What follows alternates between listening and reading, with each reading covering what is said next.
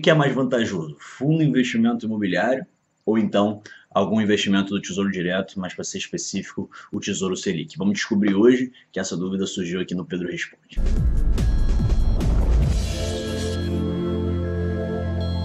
A dúvida é do Rafael Costa. Brigadão, Rafa.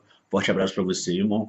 Eu nunca consegui, de fato, entender qual a vantagem de investir nisso. Ele está falando dos fundos de investimento imobiliários, tá?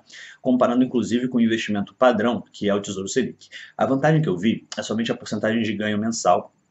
Mas e se ocorrer, tipo, 50% de desvalorização da cota e você precisar vender os fundos imobiliários, vai levar um prejuízo salgado. Mesmo reinvestindo todo mês, não sei de fato se isso vale a pena. Já no Tesouro Selic, além de garantir uma porcentagem mensal, a sua grana está intacta e garantida. Bom, vamos lá. É muito interessante quando eu recebo um comentário assim, e Rafael, cara, muito boa a sua dúvida, tá? Mas eu vou usar o seu comentário como exemplo, que é um comentário que eu recebo praticamente todos os dias, beleza? As pessoas, elas procuram sempre uma regrinha, né? As pessoas, elas sempre procuram aqueles vídeos, e é muito maneiro quando as pessoas gravam vídeos como CDB ou Tesouro Selic, ou não sei o que lá. E a gente botou esse título aqui de fundos imobiliários ou Tesouro Selic justamente para poder atrair vocês, porque eu quero dar uma lição para vocês aqui e dar um conselho e um ponto de vista sobre o mercado, tá bom? Um ponto de vista diferente que você não vai ouvir em outro lugar. A grande questão é a seguinte, as pessoas, elas procuram regras. Então, quando o Rafa me pergunta qual é a vantagem de investir nisso, comparando com o Tesouro Selic, a única vantagem é a porcentagem de ganho, mas se eu perder 50% da cota, isso, o Rafael, quando ele me pergunta isso, ele está me mostrando qual é o perfil de investidor que o Rafael tem. Então a resposta que eu vou dar para o Rafael, se vai ser vantajoso ou não, cara, eu nem preciso, porque quando ele me dá um comentário como esse, um comentário muito bom, inclusive, ele está me dizendo exatamente qual é o perfil dele como investidor.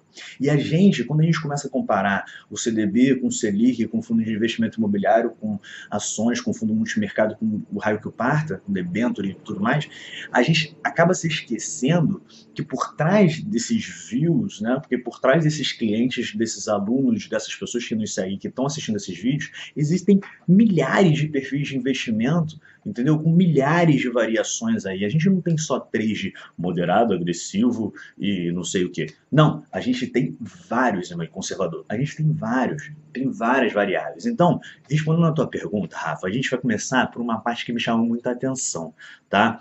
A primeira delas é que você falou aqui para mim que possivelmente poderia ocorrer aqui, um exemplo hipotético, óbvio, tá? 50% de desvalorização da cota de um fundo imobiliário e você precisar vender o fundo imobiliário aí, você vai levar um prejuízo salgado. A primeira coisa que eu preciso te falar é que o fundo imobiliário ele é um ativo com uma volatilidade muito baixa.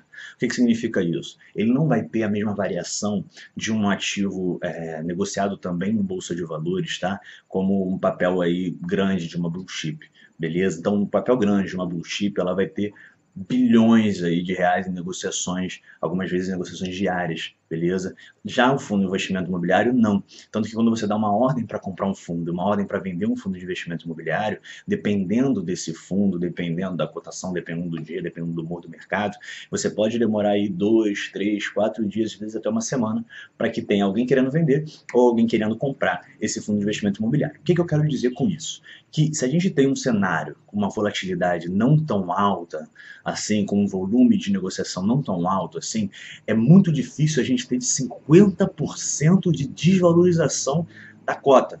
Por quê? Porque 50% de desvalorização da cota é 50% de queda, ok, no preço da cotação daquele ativo, daquele fundo de investimento imobiliário.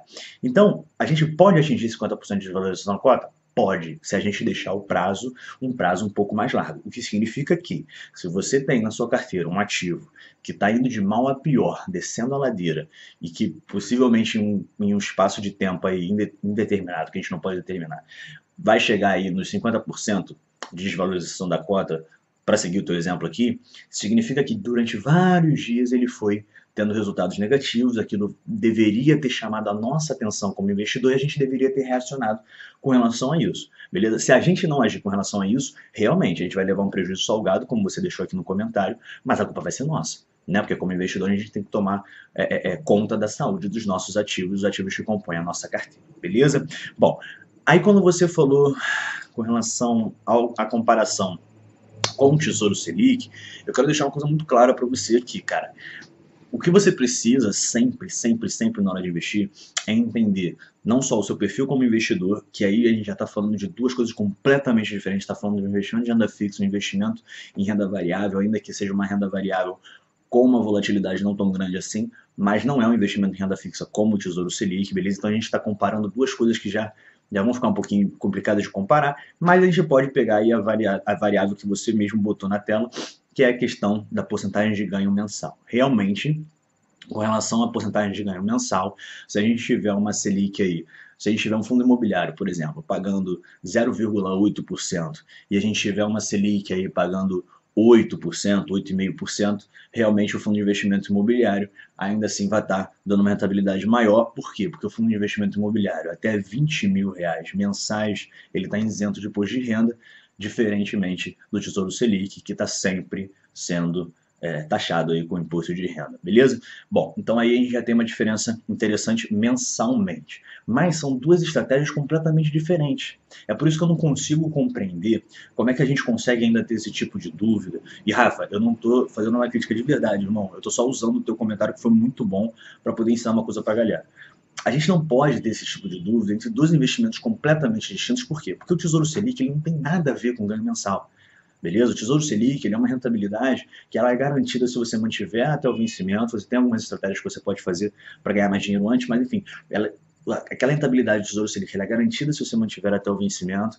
A gente está entrando aí no ano de eleição para onde a gente não sabe qual é a equipe econômica que vai entrar. Inclusive, para quem vê os debates aí, é um desespero, né? Eu tenho visto tudo aqui de fora do país. Mas enfim, então, tipo assim, a taxa Selic é uma taxa de juros básica da economia que está muito atrelada à equipe econômica que o novo presidente vai montar com relação ao Banco Central, com relação ao ministro da Fazenda.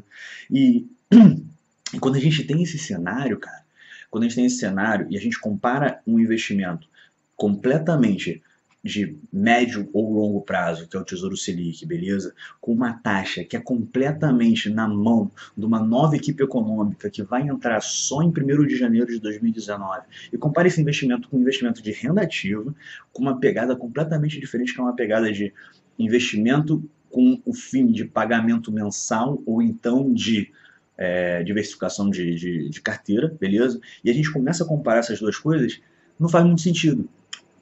Acaba deixando muito claro que é mais um investidor que está querendo investir sem nenhum tipo de objetivo para, enfim, com relação a, cara, eu quero isso daqui com segurança, não, eu quero volatilidade, eu quero diversificação, eu quero ganho mensal, ou eu quero aguardar até o vencimento. Eu quero um ganho, eu quero uma rentabilidade mensal, que é uma rentabilidade de curtíssimo prazo, ou eu quero uma rentabilidade de médio prazo, longo prazo, que é o Tesouro Selic, daí se eu mantiver até o vencimento. Então, tipo assim, a primeira coisa que você precisa definir, irmão, é tipo, cara, onde é que você quer chegar e quais são as estratégias de investimento que você vai usar para chegar até lá, entendeu? Porque se você não fizer isso, cara, você vai continuar tendo esse tipo de dúvida e comparando investimentos que não fazem muito sentido. Realmente, o Tesouro Selic não vai desvalorizar 50%, beleza? Mas ele já chegou quase próximo disso, mano, porque se você parar para olhar 2, 3 anos atrás, a galera que investiu aí no Tesouro Selic, na época que a Dilma estava no poder, que o Tesouro Selic estava mais de 13%,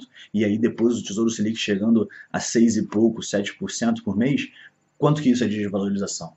E você vai me dizer que não tem desvalorização no Tesouro Selic também? Entendeu? Então, tipo assim, são várias coisas, são várias variáveis que a gente pode olhar, mas que principalmente a gente tem que entender, caralho, qual é o meu perfil como investidor? Tá ligado? Qual o meu perfil como investidor e quais são os meus objetivos, quais são os riscos que eu estou disposto a assumir e quanto de dinheiro eu vou botar no curto, no médio e pro longo prazo. E aí sim você montar a sua carteira. Porque, sinceramente, irmão, você pode investir em fundo de investimento imobiliário, tá ligado? Ganhar essa rentabilidade mensal daí e, ao mesmo tempo, irmão, investir no Tesouro Selic para um outro objetivo, então para compor a sua carteira com uma renda fixa aí interessante, acompanhando os juros da inflação, apesar de eu sempre preferir acompanhando os juros da economia, apesar de eu sempre preferir indexar os meus títulos públicos aí à inflação em si, tá? Eu acho que, principalmente em anos de eleição, o Tesouro Selic pode ser uma boa? Pode ser, irmão.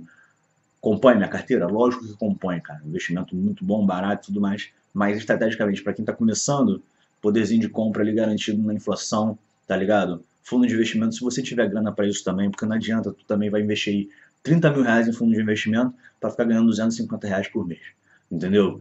Às vezes pode não fazer muito sentido, mas são coisas que você tem que partir do seu perfil de investidor, dos seus objetivos para montar a sua carteira e não seguir aí um monte de canal dizendo para você, não, entre CDB e Tesouro Direto é esse, entre CRI e 500 mil fundos imobiliários é esse. Enfim, é melhor você partir do seu perfil de investidor e do seu objetivo para que esse tipo de dúvida aqui não surja mais tão frequentemente, o que vai significar um amadurecimento aí no nosso field, né, no nosso campo aí de investidores e de novos investidores. Beleza? Rafa, de novo, irmão, muito obrigado.